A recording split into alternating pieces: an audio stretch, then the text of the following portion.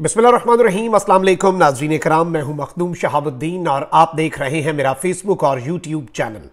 उम्मीद करता हूं आप सब लोग बखैर वाफियत होंगे और जहां भी होंगे अपने अहले खाना समेत खुश भी होंगे और महफूज भी। नाज़रीन कराम, डॉक्टर यास्मीन राशिद को रिहा कर दिया गया है, लेकिन इस रिहाई से जलती पर तेल पड़ गया है। अब मामलात जो हैं वो मजीद खराबी की जानिब जा रहे हैं और यूं लग रहा है कि डॉक्टर यास्मीन राशिद की गिरफ्तारी पर और उसके बाद गिरफ्तारी के बाद होने वाली रिहाई पर जो गुस्सा है वो गुस्सा अब सब पे उतरेगा। जबकि दूसरी जानिब जहांगीर तरीन जो बहुत एक्टिव थे, जहांगीर तरीन जो इस वक्त सारी की सारी सियासत जो है उसका रुख बदलने वाले थे और जहांगीर तरीन की इमेज बेहतर करने के लिए भी लोगों को मैदान में उतार दिया गया और किंग्स पार्टी बनाना चाह रहे थे, पीटीआई की इमरान खान की रिप्लेसमेंट बनना चाह रहे थे। एक ऐसी खबर है मेरे पास कि जहांगीर तरीन साहब को हमारे लिए बड़े काबिल एहतराम है, लेकिन इस वक्त लेटेस्ट जो उनके साथ जिस सियासी सफर पे तरीन साहब निकले उस सफर में जहांगीर तरीन साहब को मुंह की खानी पड़ी है। बड़ी अहम तरीन डेवलपमेंट्स हैं। जबकि दूसरी जानिब गिरफ्तार खवातीन ने जुल्म की दास्तान भी सुना डाली है और जेल में रात भर इन खवातीन के साथ क्या होता रहा, क्या मामलात बनते रहे, इस हवाले से भी बड़ी अहम तरीन डेवलपमेंट्स हैं जो आपके सामने रखनी है। काफी ज्यादा खबरें हैं और खबरों का अंबार बनता जा रहा है। एक जानिब जो लोग इस वक्त पाकिस्तान तहरीक इंसाफ को नहीं छोड़ रहे, जो इमरान खान का साथ नहीं छोड़ रहे, उन्हें विक्टिमाइज किया जा रहा है, उन्हें हर तरीके से तोड़ने की कोशिश की जा रही है। और पाकिस्तान तहरीक इंसाफ जो है और इमरान खान साहब जो है वो इस वक्त अपेरेंटली यही लग रहा है डटे हुए हैं। और जो लोग इस वक्त डट गए हैं वो जारी बात है एक बहुत बड़ा प्रेशर, जिसे कहते हैं ना कि प्रेशर झाग गए हैं अब वो इससे आगे जो मर्जी करे तो वो एक जो एक लिमिट होती है ना, इलास्टिसिटी की भी एक लिमिट होती है, एक इलास्टिक लिमिट भी होती है, हर चीज की एक लिमिट होती है। तो वो लग रहा है कि इस वक्त बहुत से लोग जो हैं वो डटे हुए हैं और जो डट गए हैं जारी बात है कि वो फिर नहीं डर रहे। कुछ लोग पाकिस्तान तहरीक इंसाफ से मुल्क से बाहर, पाकिस्तान तहरीक इंसाफ के कुछ लोग मुल्क से बाहर हैं। खान साहब उन्हें ऑलरेडी ये ऑर्डर दे चुके हैं कि आपने मुल्क में वापस नहीं आना, आपने बाहर रहकर लॉबिंग करनी है, आपने बाहर रहकर इंटरनेशनल मीडिया को अपडेट करना है। क्योंकि जारी बात है अगर ये लोग मुल्क में आए, चाहे शहबाज गिल साहब हो, जुल्फी बुखारी साहब हो, इन्हें उठा लेंगे, इन्हें गिरफ्तार कर लेंगे। और ये लोग जो हैं इनमें शहबाज गिल साहब इस वक्त बहुत ज्यादा एक्टिव है। बल्कि मैं आपको ये बताऊं कि शहबाज गिल साहब जो है इन्होंने बतौर अमरीकी शहरी खुद को पीटीआई का फॉरेन एजेंट जो है वो भी अमेरिका में रजिस्टर करवा लिया है। फॉरेन एजेंट रजिस्ट्रेशन एक्ट के तहत रजिस्टर करवाया इन्होंने अपने आप को, जिसके बाद ये अमरीकी जस्टिस डिपार्टमेंट की जानिब से शहबाज गिल को रजिस्ट्रेशन नंबर जो है वो जारी कर दिया गया है। और इस सब के अंदर शहबाज गिल साहब, क्योंकि जारी बात है कुछ मुल्क के कवानीन होते हैं, शहबाज गिल साहब वहां पर मौजूद है और वो वहां पर पाकिस्तान तहरीक इंसाफ के लिए मुलाकातों और फंड रेजिंग और दीगर इवेंट्स करेंगे, तो उसकी तफसीलात उन्होंने वहां का जो डिपार्टमेंट ऑफ जस्टिस है उसे दे दी हुई है। उन्होंने इस साल 19 अप्रैल था 9 मई अमरीका में पीटीआई के लिए 9 मुलाकातों की तफसीलात भी फराहम कर दी। शहबाज गिल ने अमरीकी रजिस्ट्रेशन दस्तावेजात में दिए गए बयान में कहा है कि अमरीकी इदारों को पाकिस्तान में इंसानी हुकूक और जमहूरी इक़दार की खिलाफ वर्जियों से आगाह करूंगा। मैं अमरीकी पाकिस्तानियों को अमरीकी सेनेटर्स से मुलाकातें करूंगा, अमरीकी स्टेट डिपार्टमेंट और जस्टिस डिपार्टमेंट से भी मुलाकातें करूंगा, तो मैं रिप्रेजेंट कर रहा हूंगा। तो लॉबिंग जो है वो इंटरनेशनल लेवल पर पीटीआई ने बढ़ा दी हुई है। जबकि जारी बात है कि परवेज इलाही साहब जो है वो भी डटे हुए हैं। वो कह रहे हैं कि जी अल्लाह के करम से ये बर्दाश्त कर लेंगे। इन्होंने रात को मुझे सेल में रखा, मुझे वॉशरूम नहीं जाने दिया इन्होंने, और ये छोटा मोटा जितना ये टॉर्चर कर सकते हैं। जारी बात है परवेज इलाही साहब की 77 साल उम्र है। इस उम्र के बंदे को आप बस थाने में ही एक रात रखें, उसके लिए इससे बड़ा और टॉर्चर क्या हो सकता है। उसके बाद आप इन्हें टॉयलेट नहीं जाने दे रहे, ये सारी की सारी चीजें हो रही हैं। और परवेज इलाही साहब, लेकिन इसके बावजूद against all the odds Pervez Elahi साहब भी डट गए हैं। और आप देखें कि पीटीआई की जो खवातीन है अब वो खिलाफे तवक्कुआत, मर्द जो हैं वो जल्दी टूट गए, खवातीन अभी तक डटी हुई हैं। इनकी आप बॉडी लैंग्वेज देखें, उन्हें जेल लेके जा रहे होते हैं, अदालत ला रहे होते हैं, रिमांड पे, शनाख्त परेड, उनकी स्टेटमेंट्स देख के बंदा हैरान रह जाता है। अच्छा, वहीं दूसरी जानिब आप ये देखें कि इन पर गुस्सा तो है और खवातीन का जो रोल है उसे ये रूल आउट भी नहीं करना चाह रहे। अता तारड़ साहब ने एक प्रेस कॉन्फ्रेंस भी की है और उस प्रेस कॉन्फ्रेंस में पाकिस्तान तहरीक इंसाफ की खवातीन जो है उनकी वीडियोस भी दिखाई गई हैं, उनकी तस्वीर भी दिखाई गई है कि ये भी हमलों में मुलव्विस थी और अगर कोई औरत भी मुलव्विस थी तो उस सब के अंदर क्या सूरत हाल जो है वो हो सकती है। और जाहिर बात है आपके सामने है जो कंसर्न्स हैं। और इस सब में अब ये जाहिर बात है कि औरतें जो मुलव्विस पाई गई हैं, जिनकी शनाख्त होती है, उनके साथ तो जो मर्जी ये करें जिस तरह की सूरत हाल की तरफ जाएं, लेकिन अभी तक की जो सूरत हाल है अगर उसे देखा जाए, अगर उस सिनेरियो को देखा। अच्छा, अभी डॉक्टर यास्मीन राशिद साहिबा जो हैं, लाहौर की इंसदादी दहशतगर्दी अदालत ने पाकिस्तान तहरीक इंसाफ की रहनुमा डॉक्टर यास्मीन राशिद को जिनाह हाउस हमला केस से बरी कर दिया। पुलिस ने डॉक्टर यास्मीन राशिद को जिनाह हाउस हमला केस में अदालत में पेश किया और डॉक्टर यास्मीन राशिद साहिबा की जिस्मानी रिमांड जो है उसकी इस्तदा की। अदालत ने डॉक्टर यास्मीन राशिद के जिस्मानी रिमांड के लिए पुलिस की इस्तदा मुस्तरद कर दी और उन्हें केस से बरी कर दिया। और अब इसके बाद बड़ी आवाजें उठाई जा रही हैं कि जी वाज़ेह सबूतों के बावजूद डॉक्टर यास्मीन राशिद की जिनाह हाउस पर हमले की बरीयत ने रियासत को मजबूर कर दिया है कि जी 9 मई के तमाम केस मिलिट्री कोर्ट्स में चलाए जाएं, ये हो जाए वो हो जाए। और ऐसे ऐसे लोग जो इंसानी हुकूक के अलमबरदार बनते हैं वो भी ये सारी बातें कर रहे हैं। अच्छा, अब ये इस ऑर्डर को अगर पढ़ा जाए, अबर गुल खान जो कि एडमिनिस्ट्रेटिव जज हैं इंसदादी दहशतगर्दी अदालत में, उनका देखा जाए तो इस सब के अंदर पुलिस के हवाले से इन्होंने जो ऑर्डर दिया है उसमें इन्होंने बताया कि जी इन्वेस्टिगेशन ऑफिसर जो है उसने 14 रोजा जिस्मानी रिमांड मांगा है ताकि फोटोग्रामेट्री, वॉइस मैच टेस्ट और रिकवरी ऑफ मोबाइल फोन और दीगर तमाम तर चीजें हो सके।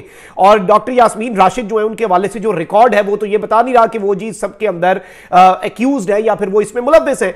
तो इस सब के अंदर जी जज पे भी तनकीद हो रही है, ये सारी की सारी चीजें हो रही है, ये सारे का सारा नैरेटिव बनाने की कोशिश हो रही है। लेकिन हकीकत इसमें जो है वो यही है नाज़रीन कराम के जज ने कहा है कि इन्हें रिलीज किया जाए, लेकिन इसमें फिलहाल इन्हें बरी कर दिया जाए क्योंकि इनकी इस केस के अंदर अभी तक कोई सबूत आप नहीं, अदालत जो है ना वो सबूतों पे चलती है और आप सबूत लाएं, चीजें लाएं। क्योंकि डॉक्टर यास्मीन राशिद के डिफेंस में उनकी एक स्टेटमेंट, एक वीडियो आ गई लकीली, जिसमें डॉक्टर यास्मीन राशिद साहिबा सबको ये तंबीह कर रही है कि भाई अंदर नहीं जाना, अंदर नहीं जाना, नहीं हमला करना, कोर कमांडर हाउस की प्रीमिसेस को अबूर नहीं करना, उस लाइन को अबूर नहीं करना, हमला तो दूर की बात है। तो ये एक बहुत बड़ी स्टेटमेंट है, जारी बात है, जो इस जानिब इशारा कर रही है कि डॉक्टर यास्मीन राशिद डायरेक्टली इस में इन्वॉल्व नहीं थी।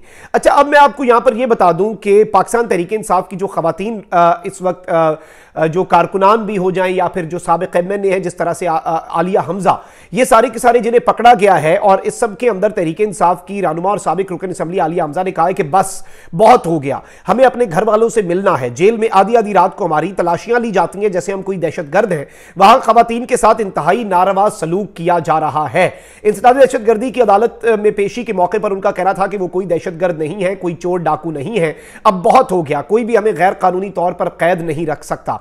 जेल में आधी आधी रात को हमारी तलाशियां ली जाती हैं जैसे हम कोई दहशतगर्द हैं। जब हमसे कुछ बरामद नहीं हुआ तो फिर क्यों हमारी बार बार जिस्मानी तलाशी ली जाती है? क्यों 5 औरतें आकर हमारी जिस्मानी तलाशी लेती हैं? जब एक बंदा जेल में रोजाना उसकी तलाशी की क्या तुक बनती है? हमने कौन सा जुर्म किया है कि रात 1 बजे हमें नींद से जगाया जाए और हमारी तलाशी ली जाए?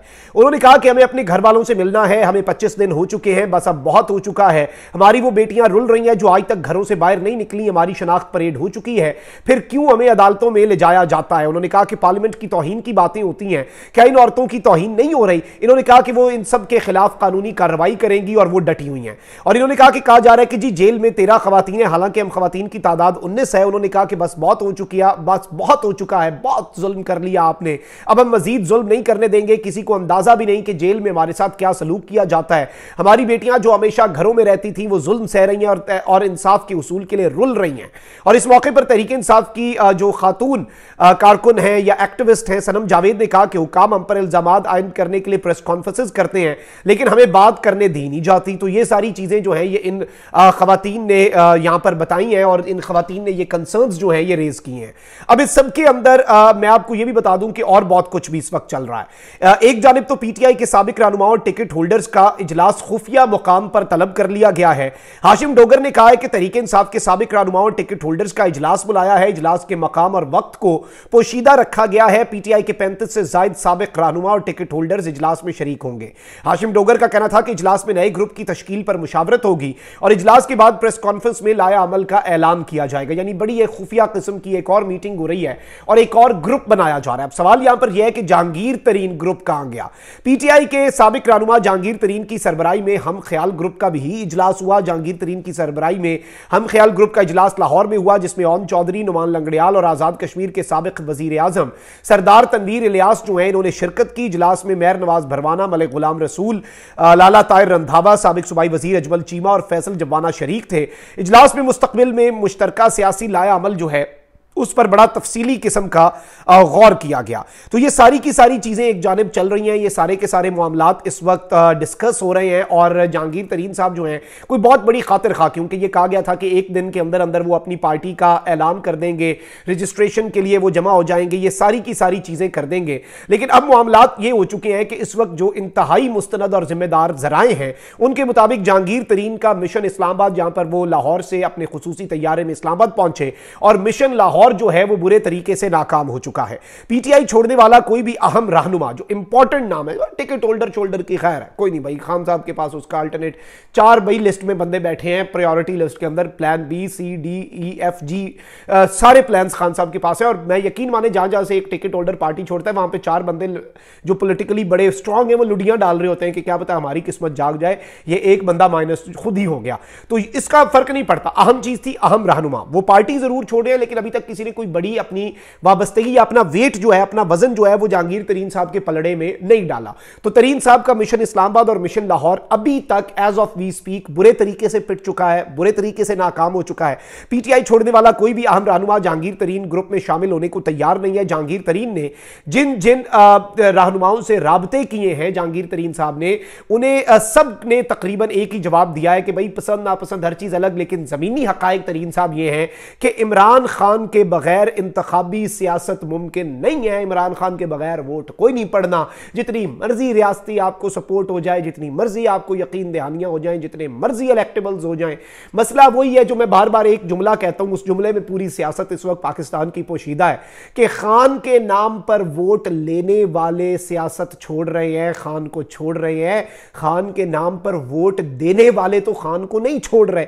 अच्छा जी, अब मुख्तसर ये लग रहा है इस वक्त जो इस वक्त सूरत हाल बन चुकी है उससे कि ये कंपनी जो है वो नहीं चलेगी और ये कंपनी जो है ये इतनी आसानी से और इस तरीके से नहीं चलने वाली जिस तरह से ये इस कंपनी को चलाना चाह रहे हैं। और जहांगीर तरीन साहब का मिशन जो है वो उस तरीके से, वो जो एक बहुत बड़ी हाइप एक या फिर अवामी तहरीक इंसाफ या मुस्लिम लीग जिना और फिर उसका एक इंतखाबी निशान नामों के ऊपर अभी भी तजवीज़ हो रही है, ट्रैक्टर की भी बात हो रही थी इंतखाबी निशान की और इस तरह के भी, तो ये सारी की सारी चीज़ें अपनी जगह, ये सारे के सारे मामलात अपनी जगह। लेकिन मैं आपको यह बता दूं कि जो इंपॉर्टेंट चीज है, जो इंपॉर्टेंट नैरेटिव है, जीप शीप भी मिल सकती है, ये सारा कुछ हो सकता है, लेकिन यहां पर जो अहम तरीन चीज है वो ये है कि जहांगीर तरीन साहब का मिशन जो है, मिशन इस्लामाबाद, मिशन लाहौर, वो और बड़ा हैवी वेट कोई अपने पलड़े में डाल के अपनी वर्थ बढ़ाने से, और जहांगीर तरीन ग्रुप जिससे पता चलता कि प्रॉपर एस्टैब्लिश हुआ एज अ पॉलिटिकल फोर्स, वो अभी तक नाकाम हो रहे हैं। इसलिए जरदारी साहब भी एक्टिव होकर लाहौर में दोबारा कुछ करने की कोशिश कर रहे हैं। तो ये सारे के सारा मामला चल रहा है। अपना बहुत ख्याल रखें। अल्लाह निगहबान। पाकिस्तान जिंदाबाद।